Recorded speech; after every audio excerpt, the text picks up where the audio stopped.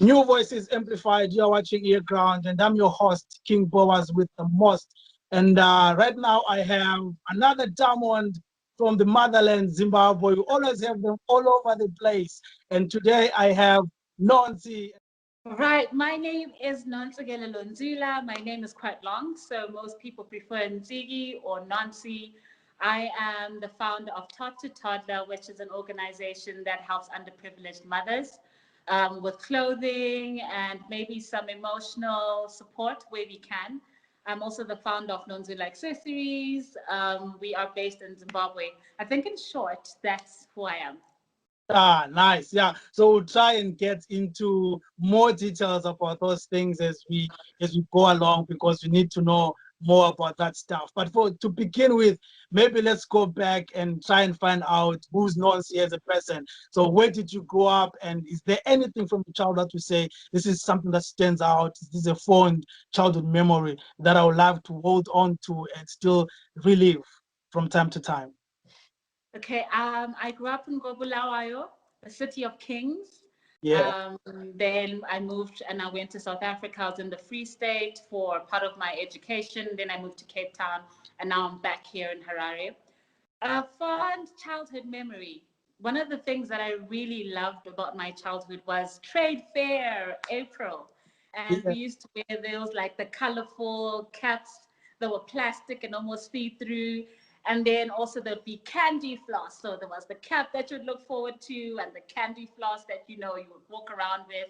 And then I remember this one particular trade fair year, they had bunnies, right?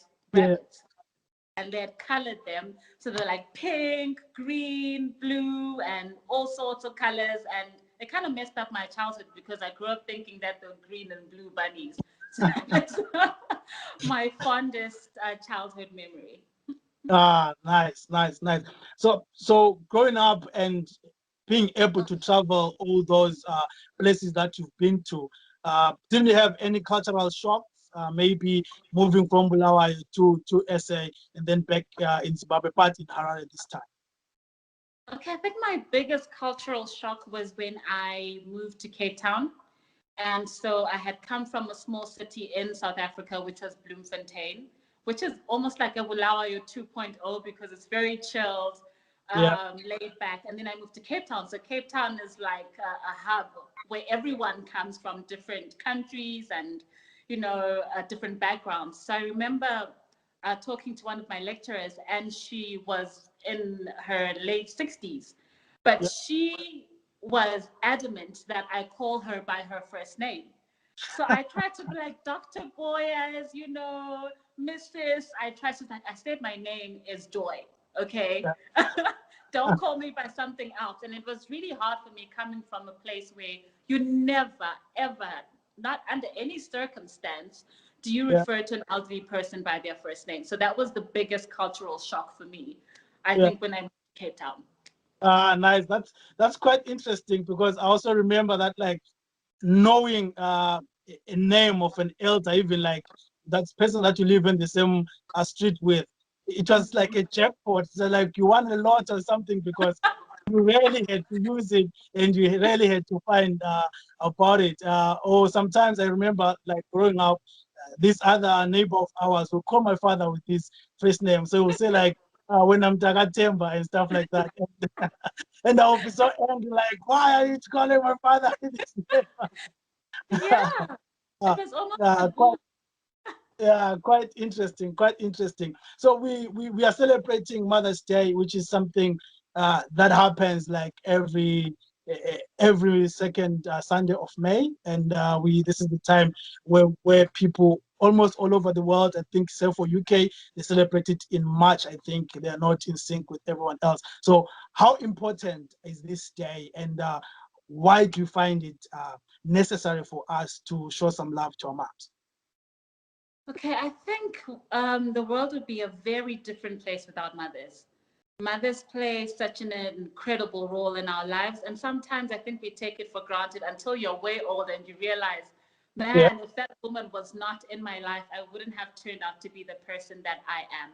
I think also just speaking about my own mother, there are certain things that I don't think I would have learned anywhere else if she hadn't spoken them into my life. And one of them was, failure, dealing with failure. My Yeah. mom always said that, you can fail and people will talk about it, but they won't remember in 5 years' time that you failed. Maybe you failed your O levels or you failed at starting your business. So I Yeah. think mothers come as encouragers, they come as people who back up our dreams. And I think it's important for everyone to just take time to acknowledge the role that mothers play. I mean, we are not saying that every mother is perfect, but mothers do try and make sure that, they get the best out of their children. Yeah. So just taking that time to say thank you and acknowledge the role that they're playing is very important. Everyone needs to be acknowledged at some point. Ah, nice. Yeah. So now we have all these cultural, religious constructs that they have defined mothers and women in a certain way. So what could we do differently as a people to give mothers their place, to give mothers the honor that they deserve every day? Because you find that there's so many stories about how bad mothers are, and how maybe limiting it is to be a mother. And while you say that they play an important role, which is very important in society. So what could we do differently on a religious perspective and on a cultural perspective? Okay, I think first of all, one of the issues that are around, or issues that are around the tag mother, are the gender roles. I think in this day and age, we can't discuss motherhood and not discuss gender roles, right? So someone says, "Are you doing your motherly roles?" It's almost like, "Are you doing your roles as a woman, not Yeah. necessarily as a figure who is parenting?" So I Okay. think away from just saying good mother, I think, are you being a good parent outside your gender? I think Yeah. maybe let's take away the gender roles and just look at the person in a holistic manner. Are they being a good parent? So let's start there. Yes, mothers are great. I think also people would say mothers are nurturers and, naturally they're loving. I'm like, are all women really loving? Are all Yeah. women really emotional? You know what I mean? So I think for the cultural and religious aspects, it's like, yes, they are women, but let's look at them just as a person first. What makes them a good parent? Is it the love that they bring? Is it the financial support that they bring? Is it the spiritual development that they bring to their children? So I think just starting there and defining what a good parent is before we say mother or father is a good place to start. All right, nice. In most countries, women are not allowed to vote. They started voting some a couple of decades ago, and then while we go past that, also for them to go to work 9 to 5, it's something that is still relatively new, depending on where you're from. And then I will go back to the word that you used. You said motherly duties. So are women still able then to have the 9 to 5 and still be a mother? I know I'm being a devil's advocate, but is it still possible to have motherly duties fulfilled the way they're supposed to be, and then still have your 9 to 5? Okay, so I would start with saying, what do you define as motherly duties? Because that again is a gender construct, as we spoke about before. What do you consider motherly? Is it washing clothes? Is it cooking? Is it plaiting your children's hair? What is it that defines motherly roles? I think once we start there, which is why I'm running away from saying motherly roles and rather parenting roles, for All right. me, would say, yes, definitely you can be a good parent and still have a job. What are the things that are valuable to you as a parent? Is it spending time with your children? They're coming home from work, you make sure your children's homework is done, make sure you ask them about their day. How is it going? There's bullying that's going on, which is a major issue in our society. What are we doing as parents to address that or talk to our kids about that? I think that's something that makes someone a good parent. All right. There are sexual issues that are happening around us. What are we doing to protect or to inform our children? That makes a good parent. Do my children have food on the table? Yes, that makes me a good parent. So it's more than just the, motherly women gender roles that make us a good mother. It's being there for your children and able to develop them in a holistic way is what makes a good parent. So going back to your question, yes, you can have a 9 to 5 and be a good parent. All right. Now we're living in a society that is driven by technology, and facing COVID has made this also to take so many leaps in that direction. We have, for example, Twitter has created spaces. For example, we have all Zoom and stuff like that have come up, and they've been growing like enormously in the past 12 months or so, and have this revolutionized parenting in any way? Has Yeah. technology helped parents in general to parent better, or has this also kind of taken away kids from the attention that they would give maybe to their parents, or realize the attention that they're being given because they're stuck on their WhatsApp, they're stuck on all these TikTok, for example, and stuff like that? I don't think it would be fair to purely say that technology is bad. You know, it's really messed up parenting. And we also Yeah, can't give it a hero status that it's, you know, it's helped us.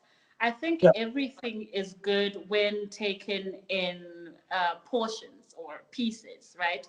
We take the good out of something. My mom always says, when you're eating fish, you eat the flesh and leave the bones. So I yeah, think also in using technology, it's good that we take the good and leave the bad, right? If we wanted to talk about the good of technology, it gives us access to information. But of course, with that access to information, we then need to limit what type of information are we allowing our kids to access. And then also with us, it's the ability to speak to other people at any point in time. But at what point do we put down that phone and now focus on what is happening right now? So it really is a hard question to answer. I can't say yes, it has definitely, and no, it's really messed up. I think yeah, more than anything, it's the control that the person who's using the technology has.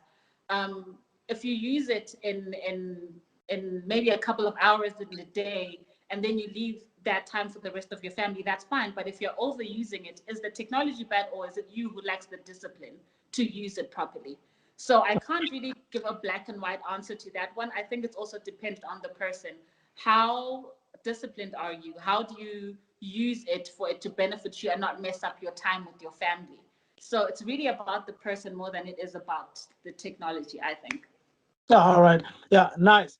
Now you also have something that you call ma'am, that you push, where you talk to young girls with different issues, different backgrounds, and stuff like that. And one of the things that I think we are rushing into is probably sexuality and relationships, and we rush into these things most of the times ignorantly. Mhm. And then also, I saw your video where you're talking about heartbreaks, for example. Uh, so let's talk about what would be the right time for mothers, for fathers, for parents in general, to say, let me talk to my kids about sexuality. Let me talk to my kids about relationships. And most parents will stay away from these things and say, if I start talking to them about these things, then they will go out and experiment. And then most of the times they are quiet, and someone is already involved in those things while they play all this innocent. They could actually give advice to parents in some instances about certain things. Yeah. So when is the right time, and what type of relationship is ideal to make sure that the kid will go out there and be able to stand against peer pressure to be involved in these things, or if they are going to indulge in them, do so with some type of knowledge or know-how, knowing that if I get into any problem, I can rush back to my father or to my mother and say, this is what happened, and what would you have me do? That's a very interesting question. And to be honest, I think we are now living in a time where we can't ignore the information that children have access to. And Yeah, also looking at just, I'm going to speak for the girl child.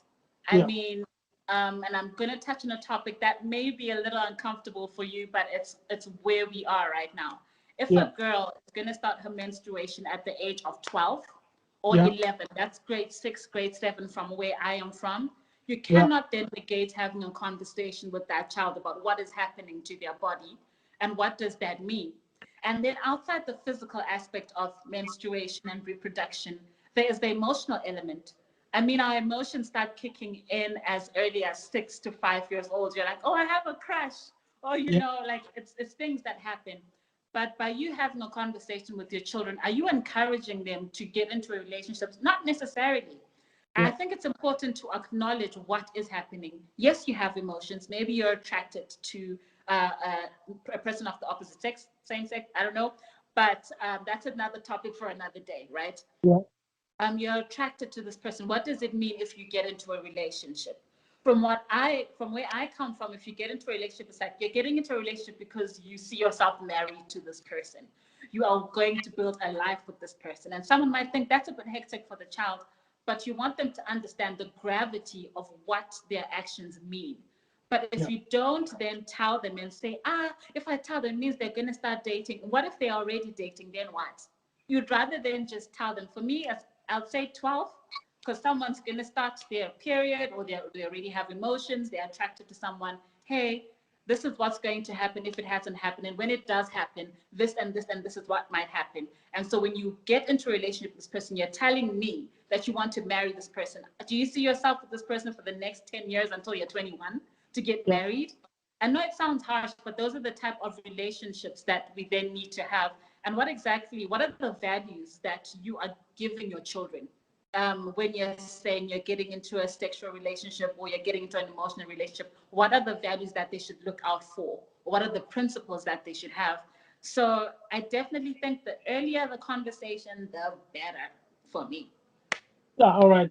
Nice. I guess also that being the case, it will probably take the fact that the mother and the father should have some type of relationship already with their child, because you cannot jump and start talking about this when you couldn't talk about anything else. It becomes hard. I guess parents should maintain some type of relationship between them and their kids for them to make things easy, because you cannot just come out of nowhere and then you're talking about sexuality. When you've never asked me about my interest in simple things. Absolutely. Yeah, so I'll take it from what my parents have done with me. I am not a parent to come and say, this, these are the rules of Moses. There's written in stone. This is what needs to happen. But as a child, and also the relationship that I've had with my parents, I think it's just something that's very important. And just having a relationship with your kids in general is very, very important. I mean, there are stories that you read online where things happen to children, but they could never come out to their parents and say, hey, you're talking about sexuality. If a child is sexually abused, they don't have a relationship with their parents. These are the type of children who are abused for years and they never tell anyone because they don't have that relationship. So going back to what you're saying, definitely having a relationship with your child is very important. All right. Before I talk about toddler, uh, what are the boundaries? I buy my child a phone. Do I have access to this phone? What would be an ideal situation? And when do you respect the privacy element of my child? When do they become a private entity? And to say, okay, this is your phone, you can have it, and I won't touch it, I won't do anything to it. And at what stage do I say, okay, now I think you're grown? I cannot interfere with that, because there are so many things that could be happening in the phone, especially with this technology and stuff. So somehow, I believe parents should have access to those things. Yeah, boys, that's a tricky question. But I would say until that child is an adult, fully grown, you're recognized by the law that you're an independent entity and you're able to make your own responsible decisions. I think there should be an element, because now we have people who target children. Perverts who are out there, pedophiles who are targeting your children unknowingly. So I think as a way of protecting your children, it's very important to know what they're accessing. It's very important to know who's contacting your children. I was actually reading an article yesterday by Forbes where they were talking about children and privacy and how people have access to information. So your child is using their phone, maybe they have their location on. So the person, whoever is, hacking into their phone knows where your child is, at what time. They could hack that child's camera. So has been because has put some thought. So we are not in an age where we can say, oh no, it's their privacy. No, you need to be secure about your children. What information is out there about them? Who knows what, where, who are they talking to? Because if someone lures your child to a place when you're not there, you're at work, what do? Simply because you wanted to give your child privacy? Is it work? So I am for check that phone if you need to check that phone, because at the end of the day, you're not doing it to be malicious. Yeah. You're not doing it to for your child. Unfortunately, it might seem like you are infringing on their rights. In this day and age, really protecting our children should be at the fore. All right. Nice. Yeah. Before we talk about Toddler, let's talk about your earrings. You also into earrings, so I guess it's one one of those strokes that makes you up. So let's talk about that. Where can people find these, and what was the inspiration for you to do these accessories? And I only do earrings only. Is there anything else that comes up with the package and stuff that you do? All right, thank you for that. Well, my earrings are found you can order online using our Facebook page or our Instagram page. Our handles at @Nonzula Accessories. The truth about these earrings is that I come back from school and I had been home for about a year. I had spent all my savings that I'd gotten while I was in school, and I was broke. And I started going online and checking out, what are the latest earrings? And there were tassel earrings at the time. And I thought, surely, I should be able to do this. And I took a friend, we went downtown, found material, made the earrings. And from that day, I discovered it really comes easy, different designs. And from there, it has evolved because I'm involving more cultural aspects into my earrings, more African-centered type of earrings. As you can see, I don't know if you'll be able to see, but these have like Ndebele drawing to them, which is cultural heritage to me. So it's trying to capture the cultural African aspect and bringing it in with the modern chic type of chick, So that's Nonzula at the moment. Also trying to make sure that every woman is catered for. There are women who like things that are like, out there, in your face. There are women who like to be subtle, but making sure that their statement is still being heard, whether it's I'm a plain Jane, I like my things simple, or Vava Voog, I'm out there, we're still catering for you. Nice. Yeah. So there you have it, people. Nurses there for your earring. Yeah. Now let's talk about Toddler. Back to our mothers. So where did this Toddler come from? What was the inspiration, first of all? Well, do you know what? I had heard so many stories about women who go and give birth and they have absolutely nothing, to the point where I heard a story of this woman who gave birth and then had to put the baby in her jersey that she was wearing because she had nothing. Then I remember there's this boss that I worked for when I was in Cape Town, and his wife had gone to give birth. And apparently she came back home with 3/4 of her clothes gone because she had given them to a woman in the hospital who didn't have anything. And he was complaining about how generous his wife is. Why, did she give all those clothes away? And I thought to myself, how many women are actually out there who cannot afford to have baby clothes or the basic necessities to bring a child into the world? And I thought, why not put something together and, help these women? And also, what about the women who don't have family, who don't belong to a church, who don't belong to any community, but are bringing this beautiful life into the world? Who stands with them?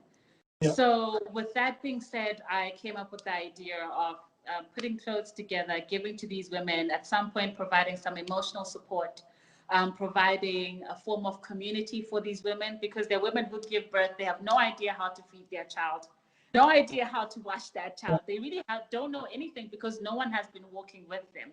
So why not then create a community of women who are like, hey, you're not alone, let's do this together. This is what you do. If you need help, if your baby's sick this way, if you see these symptoms, this is what you need to do. So that's how Toddler was born. All right, nice. So how because this is interesting. I hope you can try and explain it on how you are trying to get, where do you get these clothes? Okay.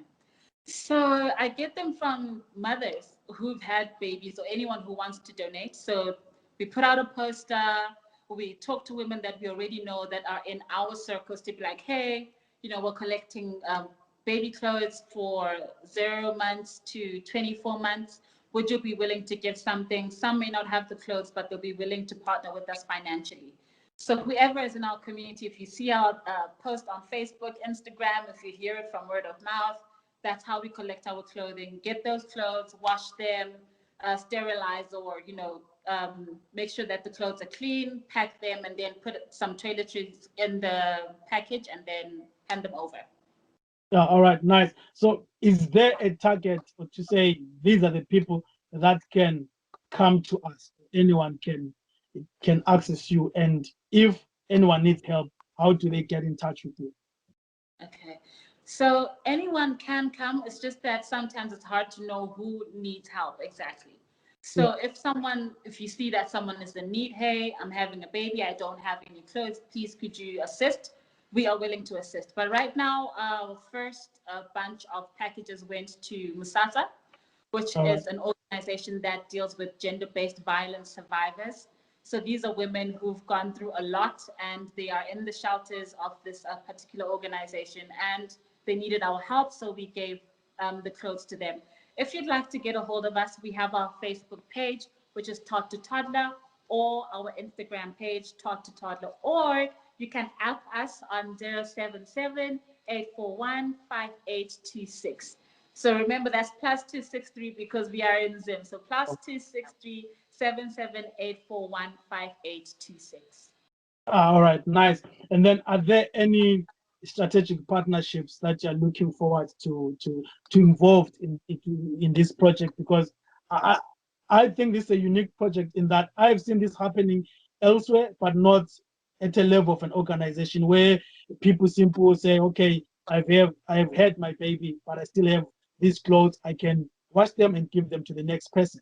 But you are collecting these at this large scale, which is something that can help if everyone embraces, or we try and reach as far as you can, far and wide as you can, and we wouldn't have all these problems where kids don't have clothes because this is the solution that you have. So are there any strategic partnerships that you hope to get and be able to do this at a larger scale?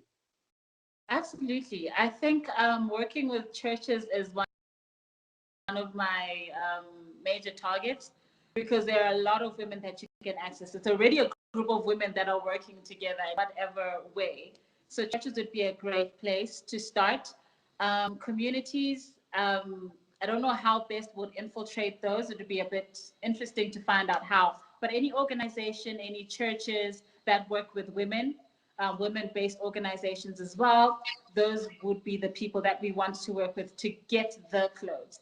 But in Yeah. terms of actually giving out the clothes, I really would love to work with hospitals or clinics, especially the clinics that are based in communities where there are a lot of underprivileged women.